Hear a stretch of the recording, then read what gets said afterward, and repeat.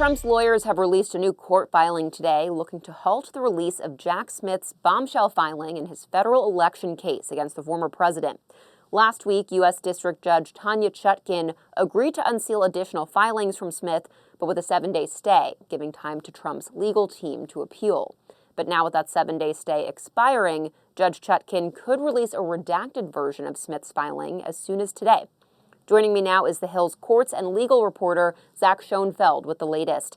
Zach, Jack Smith's immunity filing was already unsealed, so can you walk us through what these other documents are that Trump is trying to delay? Yeah, so we've already gotten the big brief from Jack Smith, his nearly 200-page document laying out why he believes this federal election interference case can move forward even after the Supreme Court's ruling carving out broad immunity for former presidents. So we've already gotten the brief itself, although it does have some redactions. What's at issue now is the appendix to that brief. So we haven't seen it yet, so we don't know exactly what is in it, but it contains a number of exhibits, potentially testimony from grand jury witnesses who testified before the grand jury that went on to charge Trump in this case, and other exhibits. So at this point, Trump's lawyers are attempting to prevent that from coming out publicly before the election. They have asked Judge Chutkin to delay its public release until mid-November. They made no mention of the upcoming presidential election in their brief, but of course, their date was conveniently only a few days after November's contest. Right. So if Judge Chutkin denies this delay request, is Trump out of luck, or can he still appeal? Well, Trump's lawyers, when they first asked to delay this appendix from coming out, they had included an ominous comment at the end of their request, and they said that they needed this time to assess their legal options. Usually when I see something like that in a legal filing, what that really is code for is, we're trying to figure out whether we are going to appeal this. So in theory, if their latest request to get an additional stay is denied, there is a potential that they'll attempt to mount an appeal. Not sure exactly procedurally what that'll look like. Obviously, once the trial court judge denies it, they'll be climbing an uphill battle, asking an appeals court to essentially overturn her ruling. So really, the big question is what Judge Chutkin is going to do. But of course, the Trump team has left the door open to appealing this right before the election. Yeah, it'll be interesting to see how this all plays out. Zach Schonfeld, thank you so much. Thank you. Immigration and border security have taken over the national spotlight this year, driven by the rise in migrant crossings and violence at the hands of Mexico's cartels. But as the United States Border Patrol continues its battle against the cartels, new threats have been posed against border agents. News Nation's Southwest correspondent Allie Bradley is at the Texas border in Del Rio with the latest. Yeah, it's long been an understanding of sorts that the cartel stays on the south side, that they don't shoot and attack U.S. law enforcement because it would be bad for business. They will be shut down, and they know it. However, the infighting that's happening right now with the Sinaloa cartel, that is prompting Border Patrol to kick out an alert showing that cartel operatives have been given permission to shoot at U.S. Border Patrol agents because of the agents' response to that infighting amongst the cartel. They're saying that the Border Patrol response is prompting Mexican military and Mexican law enforcement to then respond, which is something the cartels do not want. Now, this alert that we obtained exclusively was kicked out by the El Paso Sector Intelligence and Operations Center, warning agents and officers of the threat on the south side of the border. The alert reminds agents to remain cognizant of their surroundings and to approach any cartel operatives with extreme caution.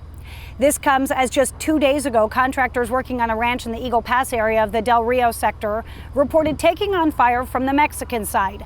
According to another internal memo, those workers saw several individuals in Mexico where those shots came from, but could not determine how many people were over there.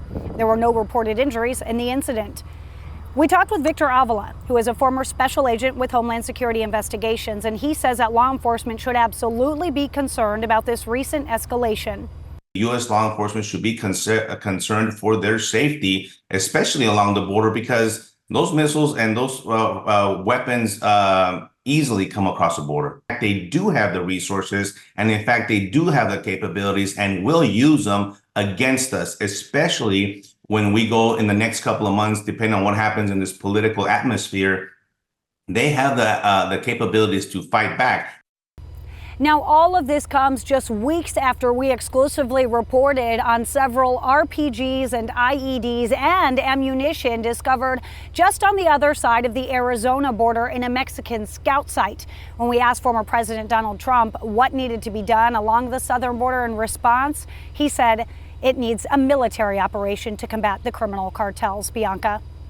News Nation's Allie Bradley, thank you. The Italian Senate has passed a law criminalizing seeking surrogacy abroad. The approved legislation now makes it illegal for Italian citizens to pursue having a child through surrogacy, in a move seen to target same-sex couples. Prime Minister Giorgia Meloni advocated for the policy, and her Conservative Party, Brothers of Italy, proposed the bill. The legislation was approved in a vote 84 to 58 after it was passed in the lower chamber last year. Individuals can now face a punishment of up to 2 years in prison and a fine of 1 million euros. Former President Trump made headlines after the debate for using Springfield, Ohio as an example of a city overrun by migrant crime. But Aurora, Colorado has also been the subject of the former president's criticism after a video of armed men entering an apartment complex went viral. The city is now investigating that incident. Vicente Arenas with Nexstar Nation's KDVR is in Denver with more. It's been a couple of months since security camera video of men carrying guns at an Aurora complex went viral. A large number of migrants were living at that complex. Aurora now says it's investigating to see if Denver and nonprofits intentionally funneled migrants to Aurora without notification. But Councilmember Allison Coombs says there were already major habitability problems that needed to be addressed by the city long before migrants arrived. So I'm disappointed that we're scapegoating the immigrants and we're attacking the organizations that help them get on their feet when they first come to this country. Aurora says it will now check to see if any nonprofits intentionally moved migrants into the city. No specific nonprofits were named, but 3 have stepped forward to say they never steered migrants to any particular city. So this confuses the public when you have a resolution including nonprofits. It's confusing and it makes people think that nonprofits aren't doing the real good work that they're doing. Amanda Blaurock is the Village Exchange Center's executive director. The agency helped find housing for 130 migrants and their families. The center and 3 other nonprofits were hoping Aurora would focus solely on Denver and the state which was administering grant money. It's really not fair to now make a public sentiment that we are the ones that did something bad. Vicente Arenas, thank you so much. In the meantime, parts of southern Appalachia are still working to clear debris and restore power and water access, more than 2 weeks after Hurricane Helene decimated the area. As of this week, more than 90 people are still missing in western North Carolina, and responders are still grappling with widespread misinformation about the recovery efforts. But as recovery continues, some towns that didn't get hit with the worst damage are now getting hit in their wallets. Fall is normally a tourist-heavy season for the region. But as Caroline Bowyer with Nexstar Nation's WGHP reports, it's been a devastatingly slow season. October in Blowing Rock is referred to as Rocktober by locals because of how busy this area gets. Main Street is normally full of people shopping, eating, and admiring foliage. This year, it's a different story. The peaceful mountain town is extra quiet this fall during what's supposed to be the busiest time of year. About 15% of Blowing Rock's overall revenue comes from the month of October. Tourism is the backbone of this town's economy, so when visitors don't show up, it puts a big strain on local shops and restaurants. The Tourism Authority's executive director tells me he understands people have stayed away, trying to be respectful of the areas recovering from Helene. But he wants you to know visitors are welcome in Blowing Rock. In fact, if you show up and shop, it could help those hit hardest by Helene. The best thing that we can do now to help our neighbor is to get our economy rolling. And the more cash that we get into this town, the more we can disperse and help our neighbors and keep folks employed. Business owners are trying to adjust to the lack of foot traffic. In Blowing Rock, Caroline Bowyer, Queen City News. Instagram is launching a new safety app feature that aims to prevent sextortion scams targeting teens. These scams occur when a victim is coerced into sending sexually explicit photos and videos of themselves. Blackmailers will threaten to share the photos publicly unless the individual pays them. The platform's latest effort is part of a broader campaign to protect teenagers online. The new features come a month after Meta rolled out Instagram teen accounts with a number of new account restrictions aimed to protect users under 18 and implement more parental controls. The devastating news of former One Direction member Liam Payne's death shocked the world yesterday after the singer took a fatal fall from a hotel balcony in Argentina. KTLA's Doug Kolk remembers the English singer's life. Take a look. Well, Liam was certainly persistent. He knew he had a talent, and he pursued it until he got to the top. You're insecure, don't know what for. At just 16 years old, Liam Payne was a member of one of the biggest boy bands in the world. One Direction formed after an X Factor appearance, and from 2010 to 2015, they took the world by storm, belting out hit after hit, many of which were penned by Liam Payne. Payne was born in 1993 in England. His first introduction to show business was at 12 years old in the local theater production. At 14, he auditioned for popular British reality series X Factor and lost, only to make another appearance 2 years later. Although this time there was a master plan with his talents, to put him with Harry Styles, Niall Horan, Louis Tomlinson, and Zayn Malik.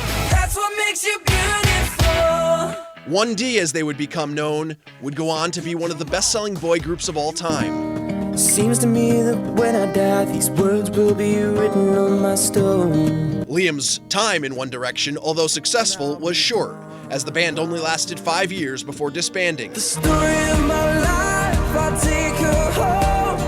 Each member carrying on a rather successful solo career. Trying to get in the club, they want to see ID. Want me to wear nice shoes and a TIE.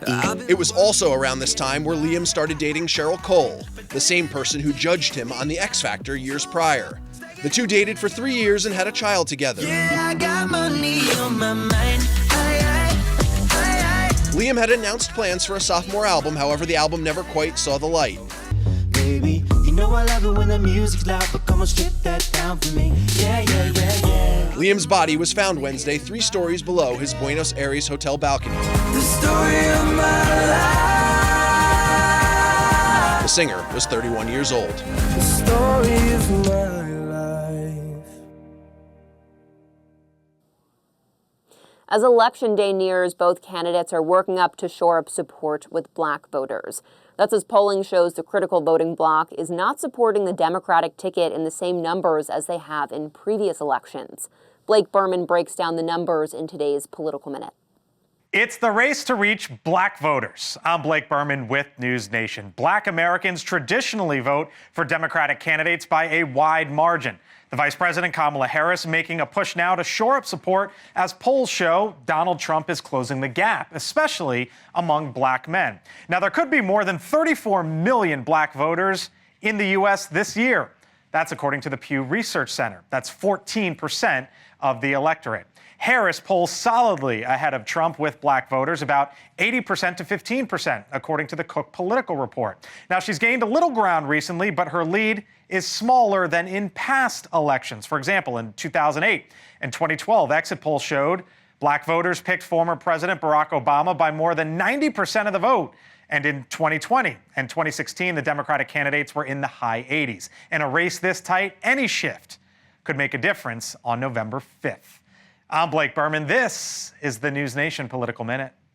That's today's Daily Debrief. I'm Bianca Facchinei. Be sure to like, share, and subscribe to The Hill's YouTube channel, and come back here soon for the intersection between politics and policy.